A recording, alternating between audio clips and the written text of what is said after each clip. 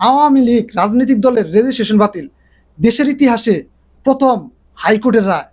দেশের ইতিহাসে এই প্রথমবারের মতো হাইকোর্টের রায়ে কোনো রাজনৈতিক দলের রেজিস্ট্রেশন বাতিল হয়েছে, এমনটা মন্তব্য করেছেন বিচারপতি ডক্টর সৈয়দ রেফাত আহমেদ।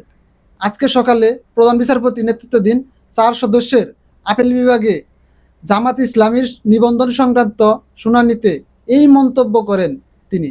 শুনানিতে আবেদনকারীর পক্ষে উপস্থিত ছিলেন জ্যেষ্ঠ আইনজীবী এহসান এ সিদ্দিক এবং শিশির মনির।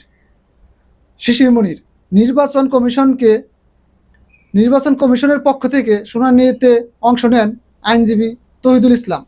অন্যদিকে রাজনৈতিক দল হিসেবে বাতিল হওয়া নিবন্ধন ফিরে পেতে জামায়াত ইসলামী আজ আপিল বিভাগে শুনানিতে অংশ নিয়েছে। সকাল 10টায় প্রধান বিচারপতি ডক্টর সৈয়দ রেফাত আহমেদের নেতৃত্বে 7 বিচারপতির পূর্ণাঙ্গ বেঞ্চে শুনানি শুরু হয়। জামাতের পক্ষে শুনানি হয়েছে ব্যারিস্টার আহসান আবদুল্লাহ সিদ্দিক ও তার টিম। অন্যদিকে নির্বাচন কমিশনের পক্ষে রয়েছেন অ্যাডভোকেট তৌহিদুল ইসলাম।